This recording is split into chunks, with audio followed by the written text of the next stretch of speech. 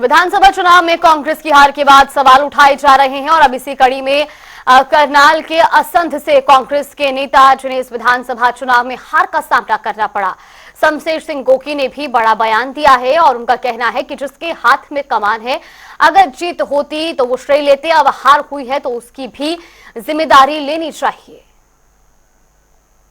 मैं ये नहीं कह रहा हूं, मैं ये कह रहा हूं कि भाई जिसके हाथ में कमांड है, अगर जीत होती तो कौन सिरा लेता।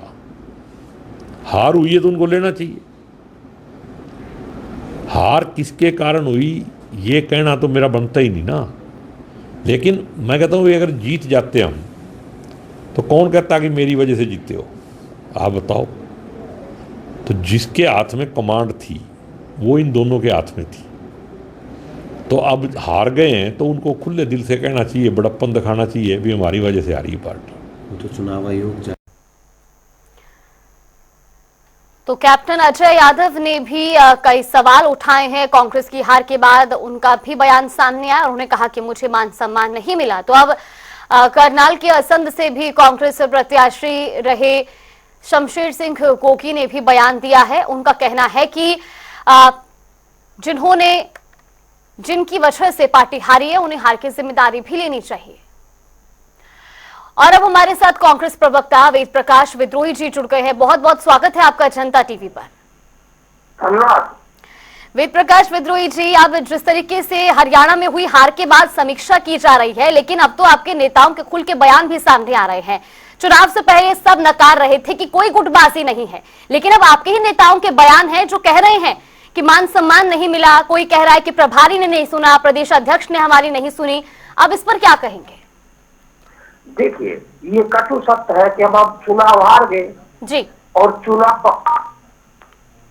70 तरह के आक्षेप लगते हैं, बहाने बनाए जाते हैं जी, और अपनी इच्छा अनुसार बात कही जाती है। और जो जीत जाता है तो जीत के 70 गुणगान गाए जाते हैं, अपना अपना व्याख्यान किया जाता है कि मैंने ये कर दिया, मैंने ये कर दिया।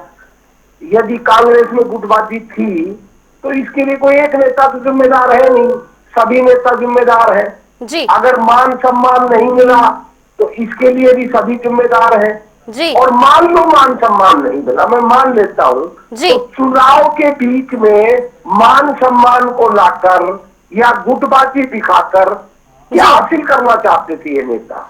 तो क्या जिन लोगों ने चुनाव के बीच में ऐसी बातें उठाई, गुटबाजी का दिखावा दिया, क्या वे हार के लिए जिम्मेदार नहीं है? क्या उन्होंने जनता के लिए गलत संदेश नहीं दिया है? अगर यही बात वो तब कहते जब इलेक्शन के समय शांत रहते और जिम्मेदारी से मेहनत करते और नतीजे अनुकूल नहीं आते, तब वो कहते कि हमने तो बहुत मेहनत की थी। पर कुछ लोगों ने बीजेपी भी कह रही है, बीजेपी भी कह रही है कि भूपेंद्र सिंह हुड्डा की वजह से कांग्रेस हारी है। देखो, भाजपा तो कहेगी, भाजपा तो चाहेगी कि विपक्ष कमजोर हो, कांग्रेस में फूट हो, क्योंकि तो जीत गए, उनकी तो रणनीति है। भाजपा तो भूपेंद्र हुड्डा के नाम से जातीय ध्रुवीकरण की राजनीति कर रही है। आप अगर नतीजों का सही आकलन करेंगे, आपको ना मेरी कोई बात का कोई महत्व है, ना कोई बीजेपी की बात का महत्व है। अब महत्व है कि चुनावी आंकड़े क्या कह रहे हैं, अब महत्व है कि कौन कहां से जीता, कहां से किसको बढ़त मिली, कहां हारा। वो सब आप पूरे हरियाणा का विश्लेषण करोगे तो आपको स्वयं पता चल जाएगा जातीय ध्रुवीकरण हुआ है। अब सब कहां से जीती है भाजपा? दक्षिणी हरियाणा से, अहिरवाल से। और अहिरवाल में जातीय ध्रुवीकरण कैसे हुआ आप अच्छी तरह जानते हो। तो भाजपा कहे अगर इतनी लोकप्रिय थी भाजपा तो सभी जगह जीतती, उसी बेल्ट में क्यों जीती जो अहिरवाल की बेल्ट है? उन्हीं 28 सीटों में 21 सीट आई है भाजपा की। अगर अहिरवाल की 21 सीट नहीं आती तो क्या भाजपा जीत जाती?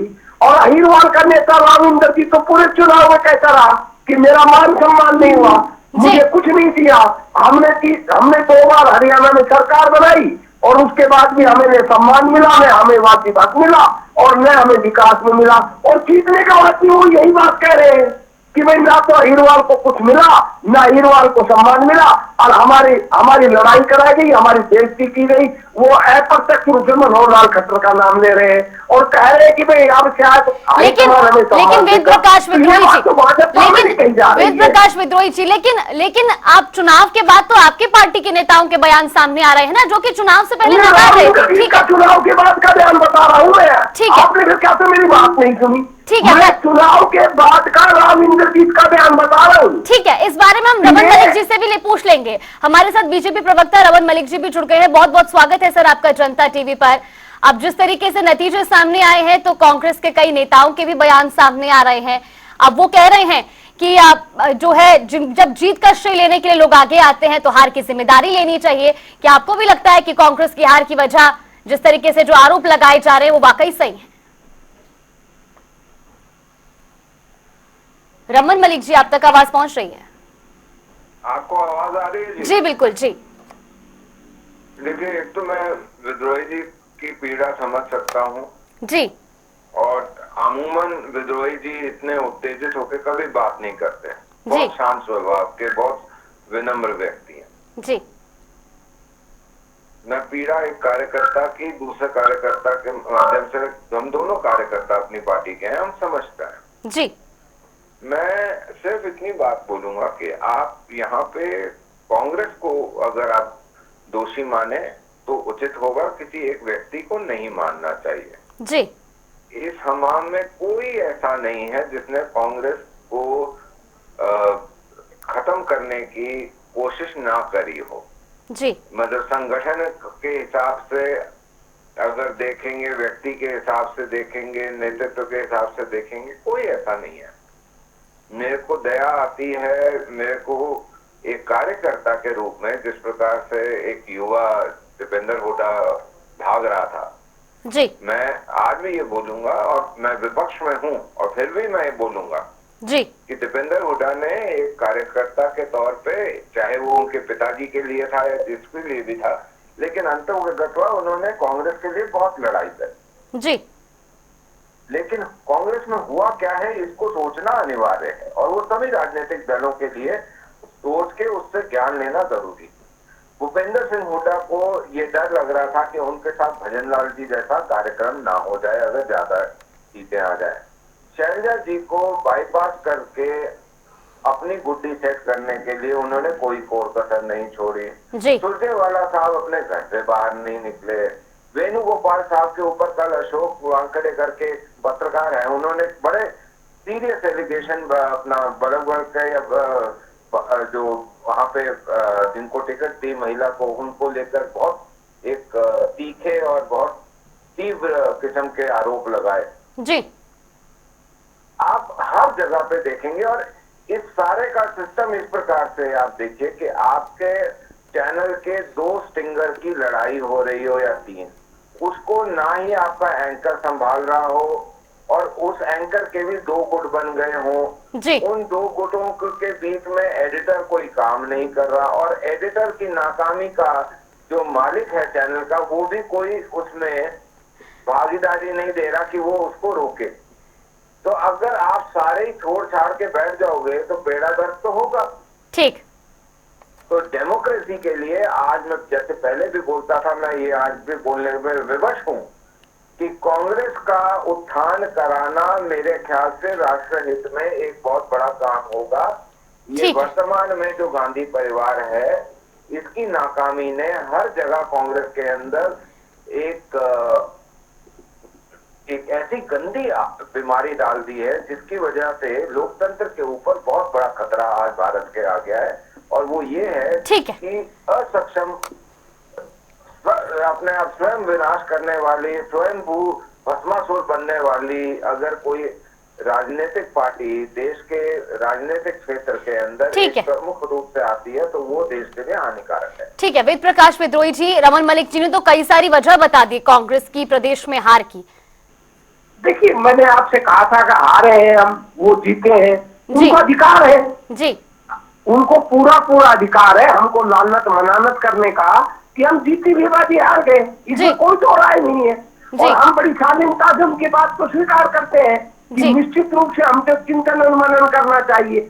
अगर आप चुनाव का अध्ययन करेंगे तो 10 सीटें हैं जो हमारे ही कार्यकर्ताओं ने हम करवाई है, हमारे जी। बाकी खड़े थे। मैं उनकी ही बात कर रहा हूँ, मैं जाति ध्रुवीकरण की बात भी नहीं कर रहा। ठीक मैं है। तो अपने ही पार्टी के कार्यकर्ताओं की बात कर रहा हूँ, 10 पार्टियों को जिनको हम बैठा सकते थे पर हमारे नेताओं ने नहीं बैठाया। ठीक है। अब ये हमारी गलती नहीं तो और किसकी गलती है? ठीक है। टिकट बंटवारे में भी बड़ा साफ है कि 6 टिकटें, मतलब अंतिम समय में 6 टिकटें दी गई हैं, वो किसने दी है किसने नहीं दी है मैं इस बहस में तो नहीं पड़ता, पर ठीक। वो परिणाम सामने है कि उनको टिकटें दी गई, उनकी जबान की जरूरत है। और जिन उनके मुकाबले के अंदर जो खड़े थे कांग्रेस के बागी, उन्होंने मुकाबला किया। अगर उनकी टिकटें नहीं करती तो कांग्रेस जीतती, भाजपा हारती। ठीक है। तो और सब कारणों को आप एक दरकिनार कर दें और यही कारण देख लें कि भाई कांग्रेस के बागियों ने कितना हराया, तो 14 बागी हैं हमारे जिन्होंने हमको हराया है ठीक और है। 10 सीटें ऐसे हैं जिनको हम अपने बागियों को बैठा सकते थे, पर हमने गंभीर प्रयास नहीं किया। अब ठीक है। ऐसी स्थिति में विपक्ष के साथ ही अगर हम प्रतंत्र करते हैं तो इसमें कोई आश्चर्य की बात क्या है? वो तो अब तो सब कुछ ओपन हो चुका है मैडम, ठीक है। सारे परिणाम सामने आ चुके हैं, जनादेश सामने आ चुका है, एक एक सीट का समीकरण सामने आ चुका, जो मैं आपसे बात कह रहा था। ठीक कि है। अब कोई लुक्का छिपी की बात बची कहाँ है? ठीक है। और भाजपा कैसे जीती मैं उस पर चर्चा कर रहा था कि भाजपा की सरकार कहना ही, मैं तो समझता हूँ माफ कीजिएगा विद्रोही जी, रोकना चाहूंगी आपको, समय कम है। आप दोनों का बहुत बहुत धन्यवाद हमारे साथ जुड़ने के लिए और इस विषय पर चर्चा करने के लिए।